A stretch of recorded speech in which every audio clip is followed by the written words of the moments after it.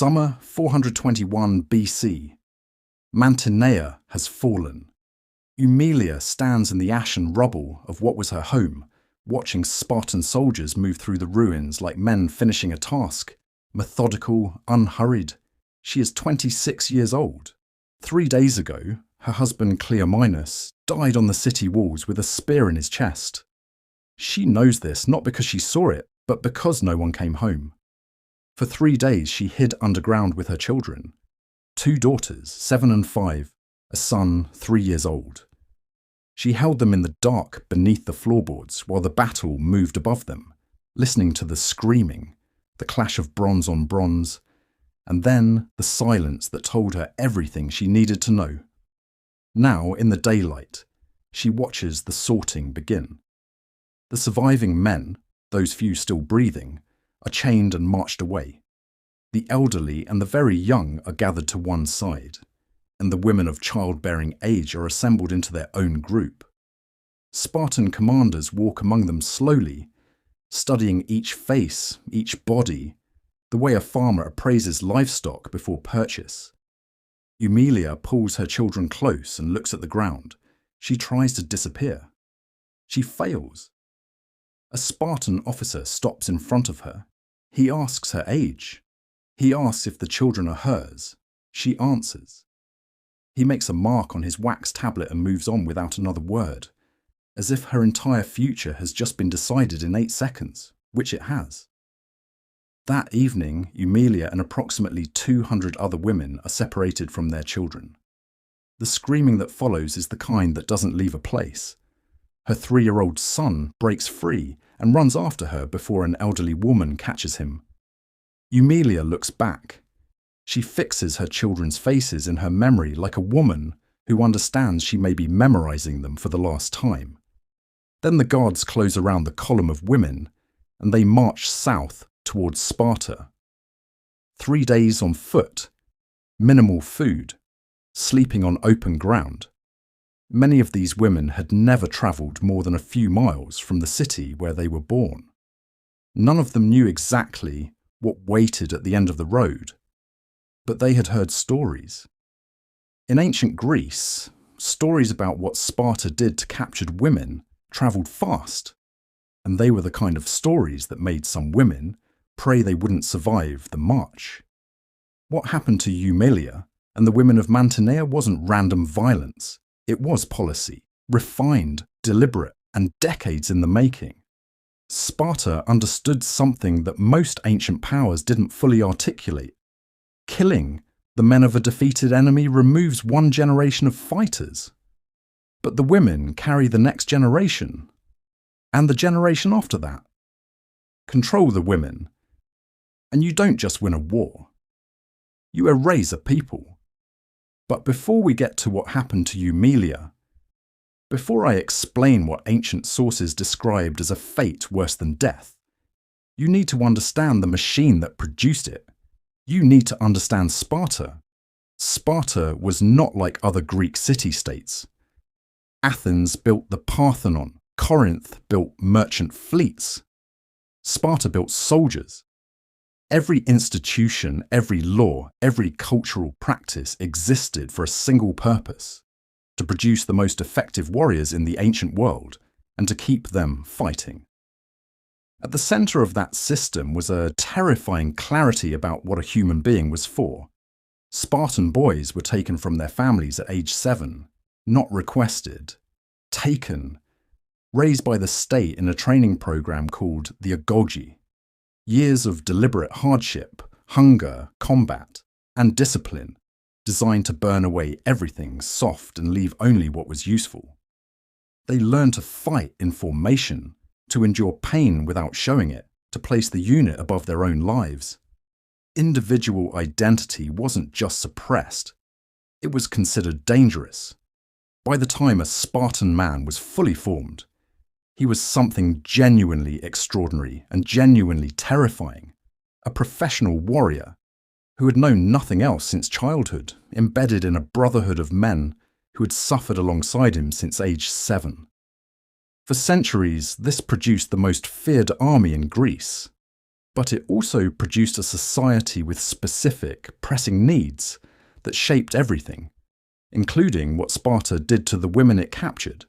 Sparta had three structural problems that never went away. The first was the helots.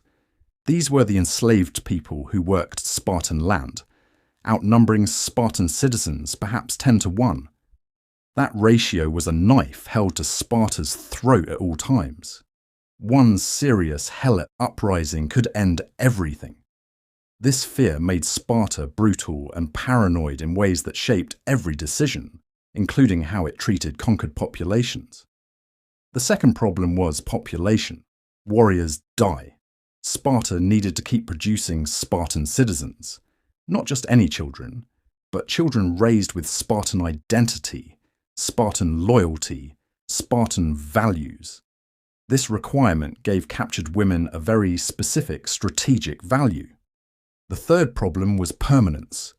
Defeating an enemy city wasn't enough if that city's surviving population could regroup over a generation and fight again. Sparta needed its conquest to be final, not just militarily, but culturally and demographically. The women of defeated cities sat at the intersection of all three problems, which is why Sparta developed such precise, systematic methods for dealing with them. When Sparta conquered a city, the women of childbearing age were divided into categories based on a cold assessment of their value. Most became helots, added to the enslaved labour class, their children born into bondage, their lives reduced to agricultural work under conditions that ancient sources describe with consistent grimness. As terrible as this was, it was in one sense the most straightforward fate. Helot women existed alongside other helots. They retained fragments of language, memory, cultural continuity, thin threads but threads.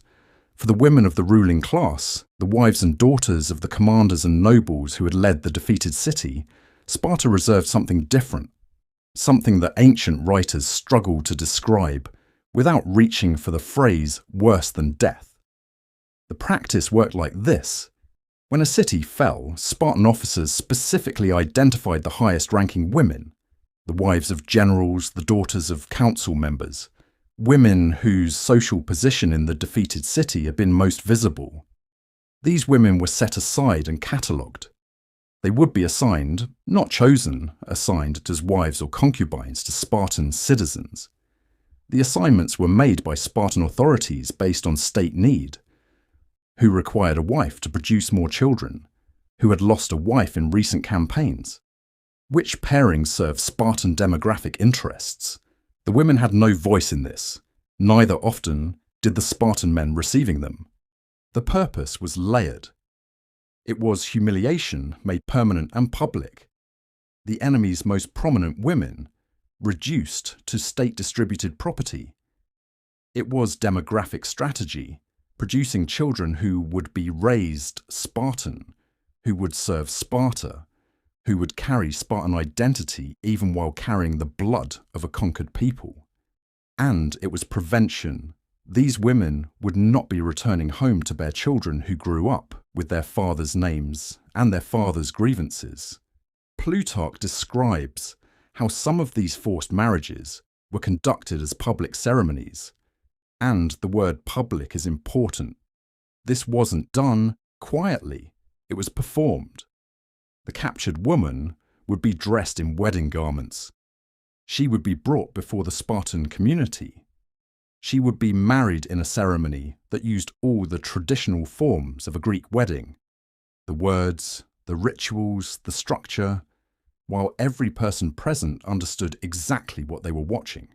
A display of total conquest. The woman spoke the required words. She went through every motion of a willing bride. Her former husband had likely been dead for less than a month. After the ceremony, she entered her assigned household and was expected to function as a Spartan wife, managing the home, bearing children, raising those children as Spartans. She would be marked always as an outsider, a captive, a living monument to Spartan victory. The children she bore would be Spartan citizens. They would grow up speaking Spartan, training Spartan, loyal to Sparta.